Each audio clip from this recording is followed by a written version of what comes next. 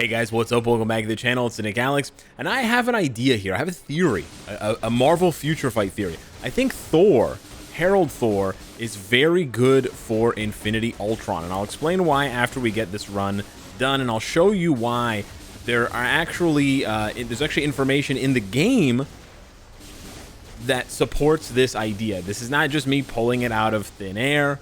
This is not a theory with, zero logic to it. And this is stage 1, so I will say that, this stage in particular is not meant to show off Thor's power, but it is showing off some other things. It's showing some gameplay mechanics, and it's showing why Thor has some advantages over other characters, and it'll become even more obvious than it already is when we get to the optimization phase. So wait for that. Don't take your eyes off Thor just yet here, because once we get to optimization, you're gonna see why he's actually good. He may not have the best damage. Like, I'm not saying he can suddenly keep up with Sharon Rogers tier 3 or, Makari or something like that. But what I am saying is that he has other things available to him. And so where he may lack a little bit of damage, and whereas Null and Mephisto World Boss Legend are basically just a damage check, Infinity Ultron has these mechanics that, this optimization phase.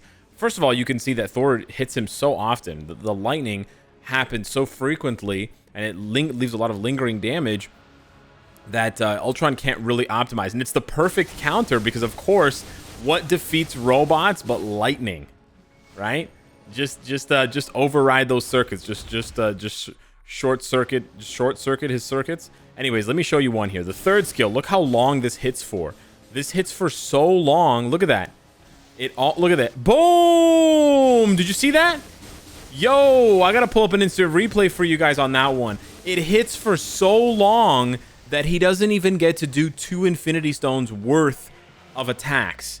That is majorly clutch. So like I was saying, where Thor lacks damage compared to more recent characters, Sharon Rogers' new uniform, Makari, Athena, whatever, he makes up for that. He actually might be better than Sharon Rogers for you, just purely based on the fact that you can actually get through those optimization phases in record time. Most characters can only get through the optimization phase after dodging 2 waves of attacks, right? Because you poke him before the first attack, you poke him after the first attack, before the second attack, and then the final poke, the final hit, is after the second attack. Thor gets it done from just 1 optimization attack. Ultron gets 1 chance to bop Thor before that third skill lasts forever, bro. It's perfect. It's beautiful. And what did I tell you about the in-game data?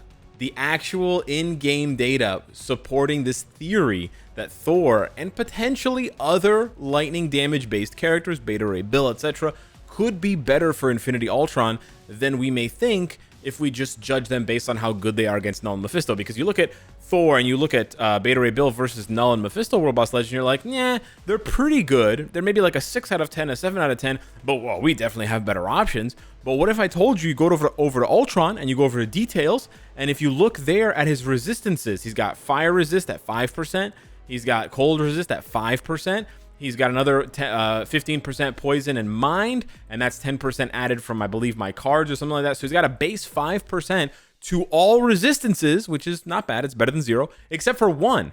That's right. You can short circuit Ultron because he has a base -10 lightning resistance. And the only reason why mine on my Ultron is actually -4.3 is because I have 5.7 lightning resistance on my cards. But if I didn't have any lightning resistance on my cards, Ultron has a base -10 lightning resistance. That could be huge for figuring out how to solve this puzzle and this riddle for this character long term. But I really want to go back now. That was stage 1. We sort of flew through that. I want to show you he can go up to stage 9 pretty comfortably, and really the big clutch thing, and you can actually even improve this team's speed by swapping back and forth between Beta Ray Bill and Thor.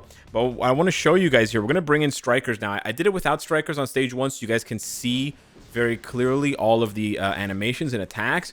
And now I'm going to try like a full throttle team here with switching and everything. But I think lightning might be kind of a key here, because Beta Ray Bill is, he's okay versus early stages of Null, but he kind of falls off early.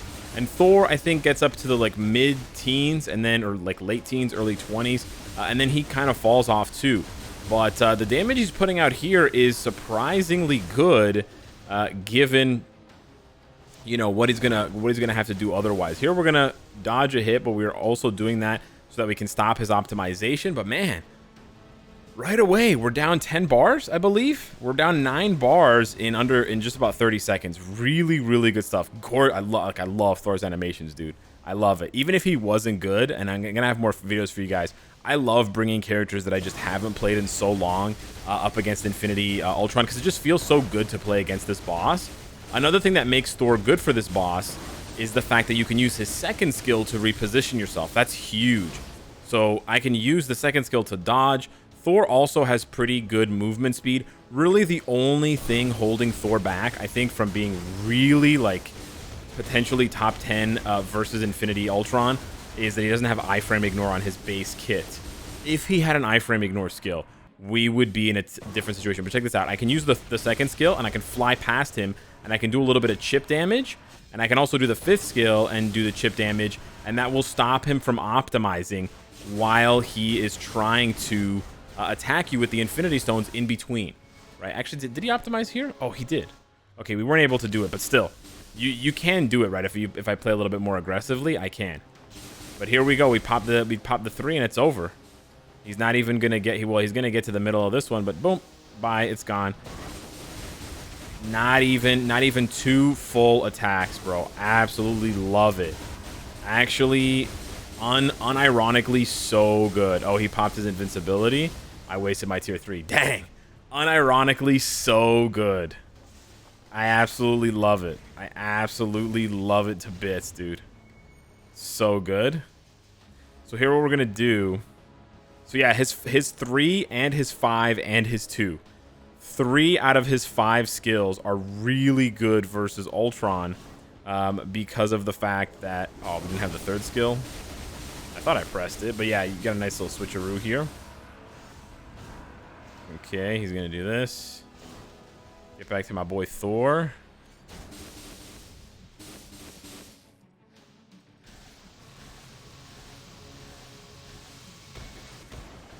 So good, man. So good. Putting on the damage here, putting on the hurt. And it's just really how well he counters Ultron's mechanics. Because I know a lot of you guys struggle with the mechanics. So having a character like this, like Thor, where his skills take off multiple bars is just so huge, right? So, and it takes off multiple, you know, multiple rounds of the optimization. It's just huge, man. Almost 2 minutes left. He does that. That's fast, dude. You know, again, he's not the fastest on my roster for stage 9, but compared to, like, if you compare how fast Sharon Rogers does it, she's not that much faster. But against other bosses like Null and Mephisto, Sharon Rogers is gonna way outpace Thor. So I really think there's something more to this. Maybe partially it's the lightning resistance, but I think the other part of it is that he's got those 3 amazing skills, right? 3 lingers for so long that it can help you really shorten the amount of optimization time. So the thing is, even if your Thor isn't built up, even if you just tier 3'd Thor, but you sort of left him on the back burner, maybe you unequipped his CTP and you gave it to another more recent character, that's fine. You can bring Thor along. He's got a lot of team-up bonuses, and then just switch to Thor for the optimization phase, because he has fast movement speed, so he can move around and dodge a lot of Ultron's mechanics. And then you just pop that 3. It's got a very short animation, but look how, like, it's a very short casting animation, but then look how long it lasts. And even after the beams are gone, the lightning on the floor actually stays longer. It doesn't really show in the skill preview, but the lightning on the floor actually stays for like 2 or 3 seconds, and that's what ends up ticking for 2 of the 3, you know, the 3/3 of the optimization bar that you have to get on Ultron down. His 5th skill is also really good because you could just use the joystick. The joystick is hiding behind my camera, but as soon as you cast the 5th skill, just pull the joystick. So like right after casting, just pull the joystick and you'll pull him out of the animation. Because if you just cast 5 and stand there, he's just going to stand there. But the animation, the casting animation is actually over. It's very short. So you can cast 5, or you can even do 5 and then cancel that into 2. And 2 is the other amazing one, because you can just use 2 as you're running by Ultron, and zip by him to just, you know, just hit him a couple of times to stop that optimization bar from filling up. Honestly, man, he's really, really clutch. It's an interesting sort of new way of evaluating characters. Oh, he's got a few of his blessings here, because it's not only evaluating how much damage the character does to Ultron. Obviously, damage is king. You have 5 minutes. You've got to get those 30 bars down. But the idea that having certain types of skills, having skills with really fast cast times, but skills that last for a really long time, is actually really important. Really, really important versus Ultron. And the good thing about Thor is you can use him all the way up to 14. Unfortunately, he's not a human, so you won't be able to... I don't want this thing. This thing's... By the way, guys, quick little PSA. This looks attractive. Maybe if you're really struggling for Titan records, it's a horrible deal. You get a maximum of 10 books for $28. Then you get a little bit of gold. You get like 100,000 gold or something like really pathetic. And you get, I think it's 100 crystals. It's really, really pathetic. So yeah, don't do that. It's literally like $28 US per, like, for the 10 books. So it's like $3 per book. It's absurd. It's honestly, it's crazy. It's wild.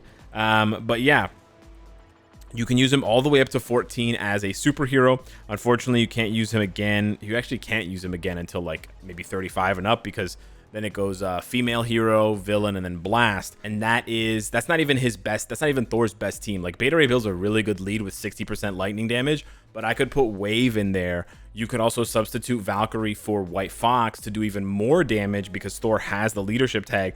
So that's not even Thor's best team. So I really think he's underrated for this fight. And I really think it has something to do with the lightning damage, and also to do with the fact that his 2, 5, and 3 are just so good to shut down Ultron's optimization and, you know, override and what is it, like, you know, when you put too much energy and you sort of like, I don't know what it's called in sci-fi movies, but they like overcharge the systems and it blows up. That's exactly what Thor is doing to Ultron. So yeah, hit me up in the comments down below. Let me know what you think of my boy Thor, our boy Thor, coming back to the meta, and he'll come back again for Love and Thunder. So this is like gravy at this point. Thanks so much for watching. Smash the like button. I'll see you in the next one. Take care.